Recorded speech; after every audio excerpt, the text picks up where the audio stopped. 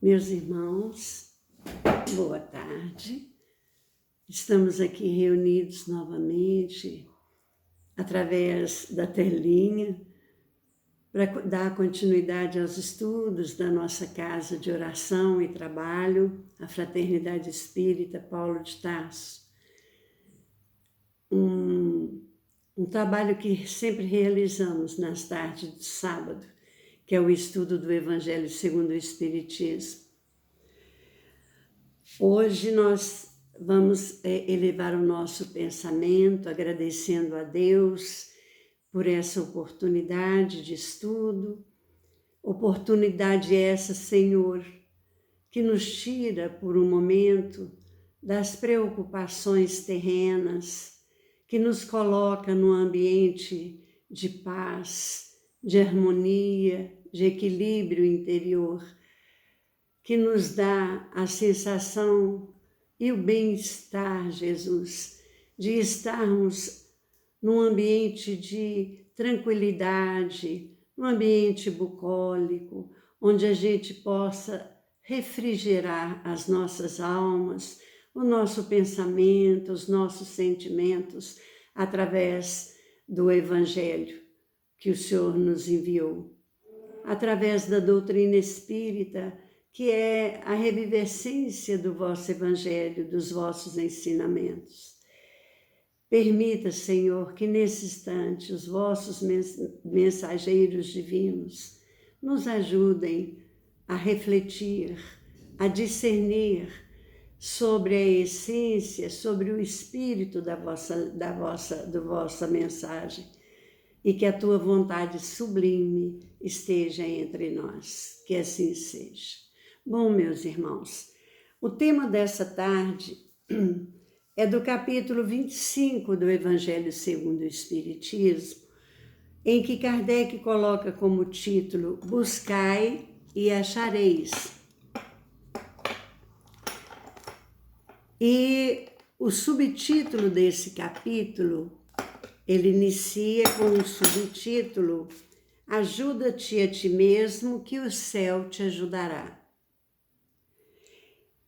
Nós vamos estudar o item 1, que é uma máxima de Jesus, anotado nos apontamentos de Mateus, no capítulo 7, versículos 7 a 11. E o item 2, que é uma nota de Kardec, né, numa explicação sobre o item 1. Então ele diz o seguinte: Jesus nos diz: pedi e se vos dará, buscai e achareis, batei a porta e se vos abrirá, porquanto quem pede recebe, quem procura acha, e aquele que bate à porta abre-se-á.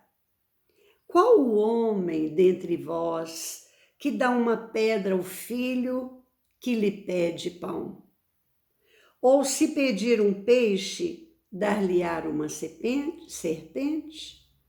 Ora, se sendo maus como sois, sabeis dar boas coisas aos vossos filhos, não é lógico que com mais forte razão o vosso Pai que está nos céus dê os bens verdadeiros aos que lhe os pedirem?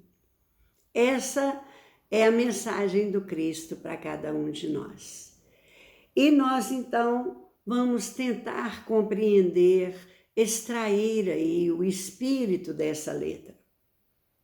Kardec nos diz assim, através do item 2, que do ponto de vista terreno, essa máxima que Jesus fala conosco, buscai e achareis, ela é semelhante a uma outra.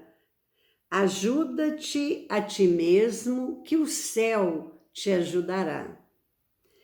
Então a gente percebe aí, nesse início do comentário de Kardec, que então nós temos na parte no ensinamento de Jesus, dois princípios.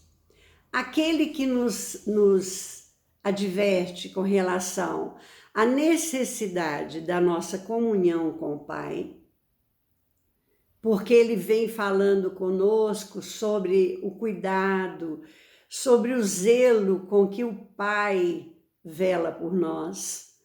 E toda vez que nós vamos pedir, desejamos alguma coisa, basta buscá-lo, basta procurar Deus, e Ele então vai nos dar os bens verdadeiros. Aquilo que realmente nós necessitamos. Como um Pai zeloso que Ele é, Ele não vai colocar em nossas mãos aquilo que muitas vezes nós desejamos através das nossas necessidades criadas pelo orgulho, pela vaidade, pelo egoísmo, pelos prazeres que nós ainda guardamos em nós, esses sentimentos ainda inferiores que, infelizmente, nós ainda trazemos em nós. É claro que nós somos viajantes de uma grande estrada, uma estrada evolutiva, e não vamos subir essa escada correndo. É devagar. Em cada existência, nós vamos alijando de nós essas imperfeições e adquirindo aquilo que é necessário para a nossa evolução espiritual. Muito bem. Então, quando nós pedimos, quando nós buscamos, quando nós batemos, a porta celeste se abre. E não há nem necessidade disso, porque Deus sabe das nossas necessidades. Ele sabe o que nós precisamos. Mas o filho, ele precisa fazer o ato, ele precisa agir, ele precisa se movimentar e ir em direção a Deus. Se prestarmos bastante atenção, essa máxima do Cristo, essas expressões de advertência, Jesus usa um vocábulo que na nossa língua recebe nome de verbo. Pedir, achar, buscar, bater, significa ação, movimento em direção a. Então, nós não podemos ficar assentados numa inércia, numa preguiça, numa indiferença, porque nada cai nas nossas mãos se nós não agirmos e formos atrás e movimentarmos em direção àquilo que queremos. Já do ponto de vista terreno, como diz Kardec, a máxima buscai e achareis é análoga, ou seja, é semelhante a essa outra. Essa máxima que a sabedoria popular diz: ajuda-te a ti mesmo, que o céu te ajudará. Nada vai cair do céu sem que você realize, né? A onisciência e onipresença de Deus em nossas vidas, ela é inconteste. A gente sabe disso. Mas para que ela possa agir sobre nós, nós também temos que contribuir com ela. Então ele diz assim, olha, Kardec, é o princípio da lei do trabalho. E por conseguinte, da lei do progresso, ou seja, duas leis naturais. O que são leis naturais? Leis divinas. Então, essas duas leis fazem parte das leis divinas. Então, o trabalho é uma lei divina e o progresso também. Porquanto, diz Kardec, o progresso, ele é filho do trabalho. Então, o homem que não trabalha, ele não progride. Então, para que a gente tenha esse imenso progresso que hoje nós percebemos em volta de nós, os nossos antepassados trabalharam muito, ou quem sabe até nós mesmos, né? Porque as existências são solidárias. Aquilo que você inicia numa existência, você dá continuidade na outra. Então, há uma solidariedade entre elas. Não se parte, né? Ninguém nasce, é criado a nossa alma, o nosso espírito no momento do nascimento, não. Nós somos espíritos velhos, né? Nós somos criados simples e ignorantes.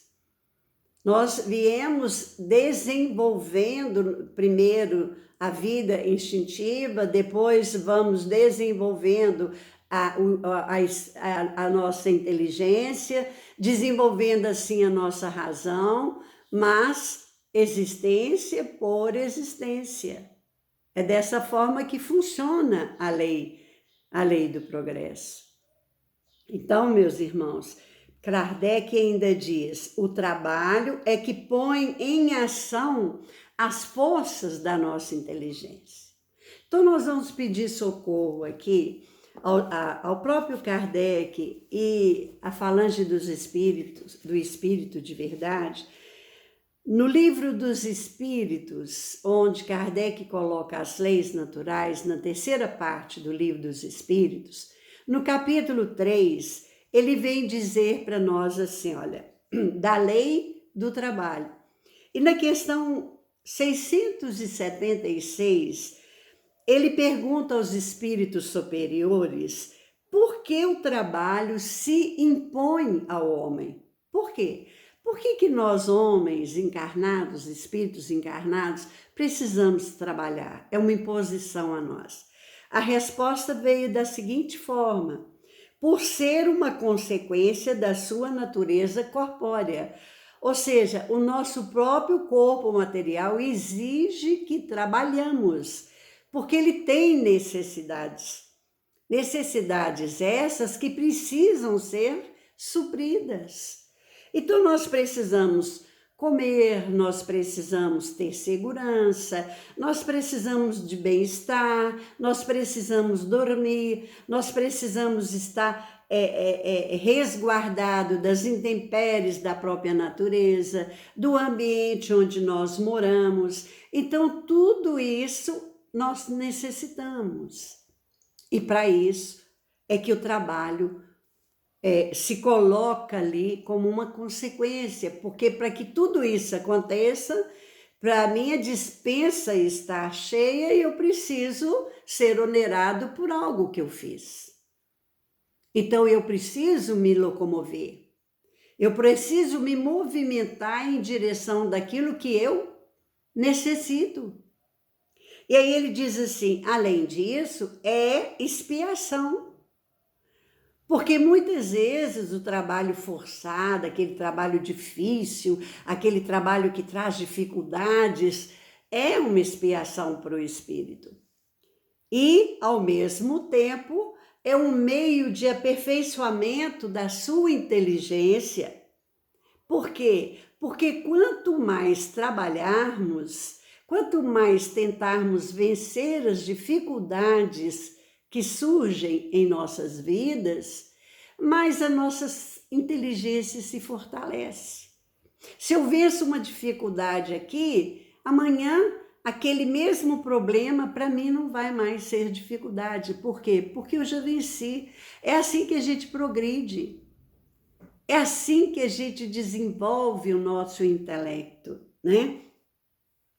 Em compensação, diz os espíritos superiores, aquele que é extremamente fraco do corpo, ou seja, aquele que veio com expiação ou com a prova de nascer no corpo franzino ou com alguma necessidade especial, este não vai poder agir dentro de um trabalho mais pesado, um trabalho que exija mais força física, mas Deus outorgou a ele a inteligência.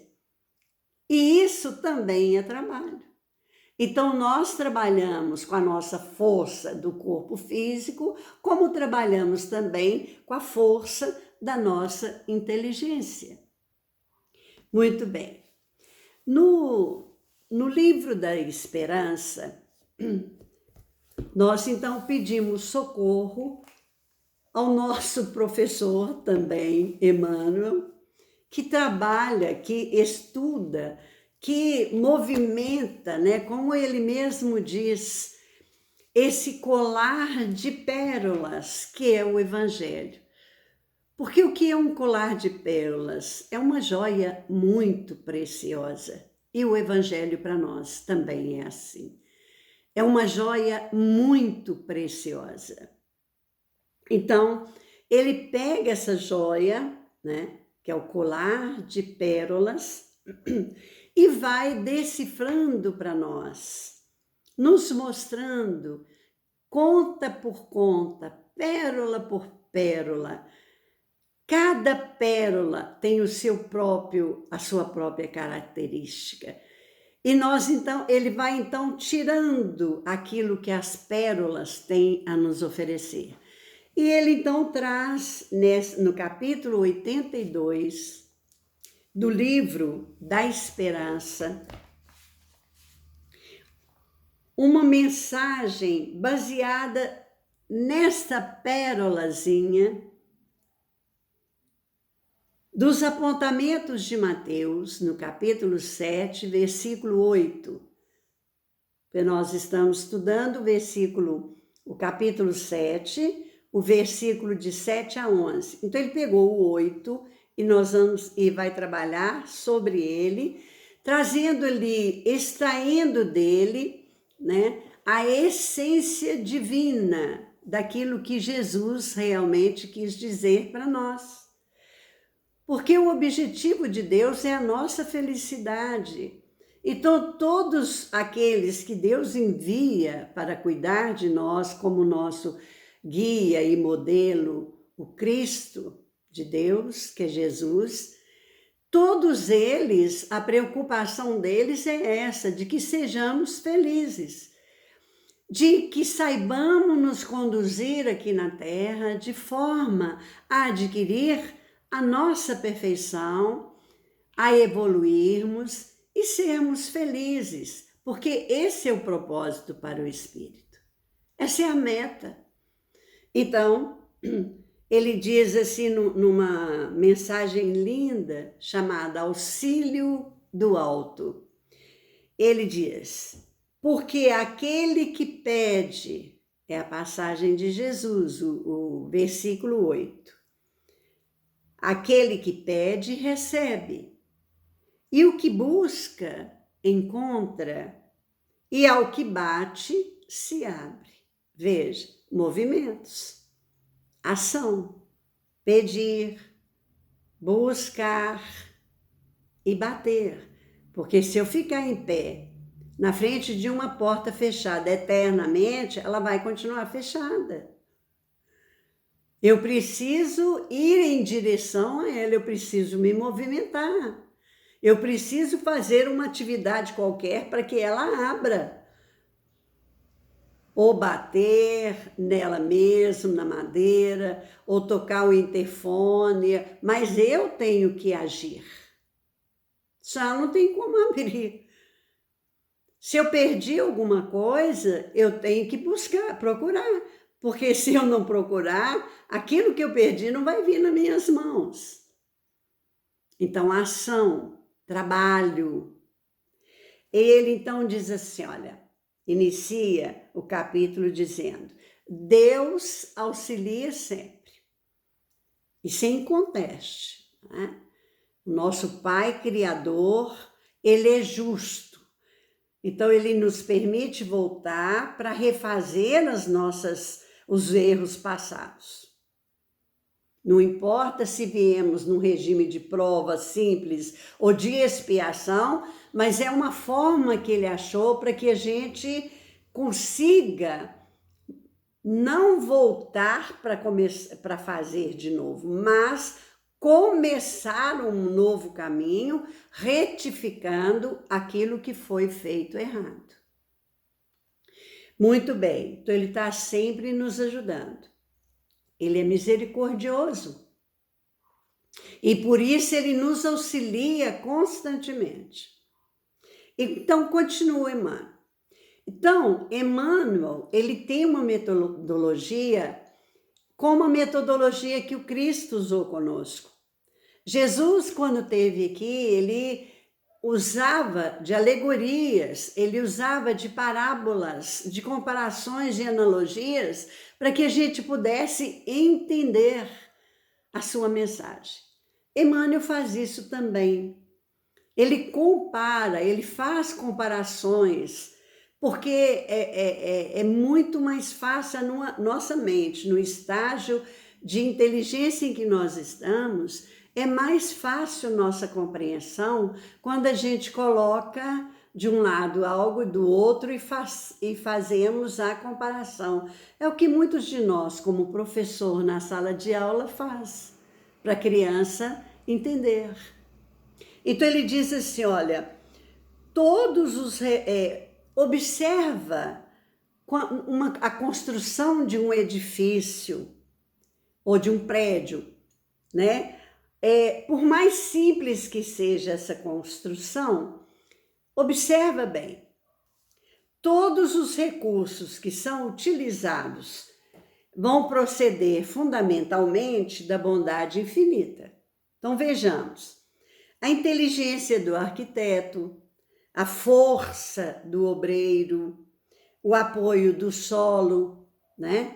Um solo bem firme, os materiais empregados, tudo isso constitui dons da eterna sabedoria. Então, a pedra, a água, a brita, o cimento e tantos outros materiais que são empregados na construção de um prédio, provém da misericórdia infinita de Deus, porque é da natureza, né? Então, nós somos o quê? Usufrutuários de tudo isso. Contudo, diz Emmanuel, aí ele já vai mostrar o outro lado, né? O desenho, o delineamento, ou seja, o desenho da planta, os elementos da alvenaria, os metais diversos e outros agentes ali da construção não se manifestaram e nem se incorporaram àquela construção a toque de mágica. Então, ali está o material para construção, ali está a inteligência do engenheiro, ali está a força do obreiro. Mas se não tiver uma planta desenhadinha, ninguém vai saber como vai fazer o prédio. E essa planta, assim como os pisos, cores, metais, torneiras, janelas, isso não vai ser descoberto a toque de uma varinha mágica. Isso vai ter que ter o trabalho do homem. O lavrador, ele roga o bom tempo a Deus, mas ele não colhe sem plantar. Embora Deus lhe enriqueça as tarefas com os favores do clima. Então o clima pode estar maravilhoso, Deus está lhe dando um clima ameno, está ótimo para o plantio, mas se ele não pegar, né? Porque antigamente era o arado, agora é um instrumento mais sofisticado. Se ele não pegar as máquinas que vão revolver a terra, que vão colocar o remédio, o adubo, e ali então jogar a sementinha, ele não vai colher. Ele não vai colher. O auxílio de Deus está aí. Não é? Então ele diz assim, continuando na sua lição, em toda parte a natureza enaltece, louva o apoio divino. Mas a mesma natureza, ela não deixa de recomendar, ainda que sem palavras, o impositivo do esforço humano. Né? A gente percebe isso na história. Aqueles colonos que saíam de uma região para colonizar outra, chegava às vezes numa região inóspita, difícil, cheia de animais nocivos, às vezes pântanos, né? Se o homem não colocasse mão à obra para sanar aquele ambiente, ele não poderia viver, né? Ele não poderia viver naquele ambiente insalubre, não poderia. Então, a natureza, ela está aí, né? E tudo que nós necessitamos nela, ela nos permite ter, porque é a dádiva de Deus para nós. Mas nós temos que ter um impositivo também do nosso esforço. Nós precisamos agir. É a lei do trabalho. E ele então continua: a criação divina pode ser comparada a uma imensa propriedade do Criador, que a usufrui com todas as suas criaturas, num condomínio perfeito, no qual as responsabilidades crescem com a extensão dos conhecimentos e dos bens obtidos. Responsabilidade de quem? Nossa. Quanto mais conhecimento nós adquirimos, quanto mais bens são enviados para nós através da bondade e misericórdia divina, mais responsabilidade nós temos. Nós somos co-criadores num grau menor. Deus é o Criador. Acima de nós estão os co-criadores em grau mais elevado, que são os Cristos. Nós vemos que o nosso Jesus criou, plasmou a terra onde habitamos. E nós, que somos espíritos imortais, nós também temos que ter a responsabilidade de assumir o nosso compromisso frente à criação. Então nós não podemos cruzar braço e achar que podemos receber, mesmo quando a nossa família é rica, tem posses. Nós não podemos deixar a inércia tomar conta, que é como Jesus disse para o Pedro: mente vazia, as sombras cirandeiam. O trabalho é algo digno, é lei divina para a nossa própria saúde física e mental. E aí ele diz assim: olha, não te digas dessa forma sem a obrigação de pensar, de estudar, de influenciar, de programar, de agir, de fazer, de criar. Ajuda-te que o céu te ajudará, diz a sabedoria popular. Isso, no fundo, equivale a dizer que as leis de Deus estão invariavelmente prontas a efetuarem o máximo em nosso favor. Entretanto, nada conseguirão realizar por nós se não dermos de nós, pelo menos, o mínimo. Então, para que os céus nos ajude, porque ajudar, Deus está sempre nos ajudando. Mas para que nós mesmos possamos assimilar essas bênçãos, é necessário que contribuamos para isso, através do nosso esforço, por mínimo que seja. Então, a lei do trabalho, meus irmãos, é uma lei divina, é uma lei que não é nos impondo uma obrigação, Muito pelo contrário, porque é através da lei do trabalho que eu vou progredir em todos os sentidos, tanto na terra como espiritualmente. O progresso é filho, como diz Kardec, o progresso é filho do trabalho. E eu só posso desenvolver, inclusive, a minha saúde física através do movimento, através do trabalho. Mas o trabalho sempre virado para o bem, para a realização saudável, para o equilíbrio, para a harmonia junto às leis divinas. Então, esse é o nosso tema de hoje.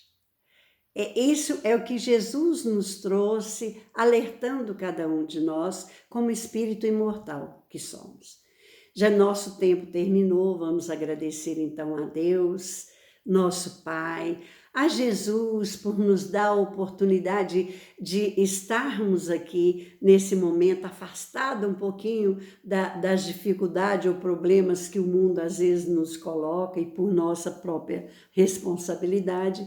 Então, nesse momento, vamos elevar o nosso pensamento e o coração a Deus e agradecer ao Senhor. Senhor, nós agradecemos por todas as bênçãos recebidas, por aquelas que muitas vezes a nossa sensibilidade consegue perceber, como também por todas as outras que nos cercam e que nós ainda não conseguimos perceber.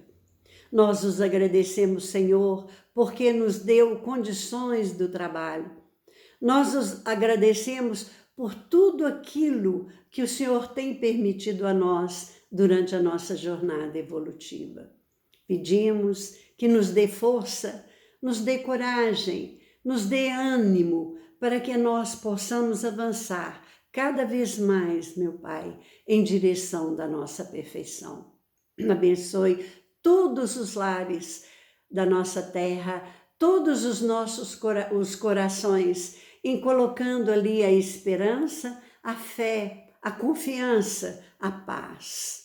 Estenda a tua misericórdia e a tua paz sobre o nosso globo terrestre e sobre todo o universo infinito. Que assim seja.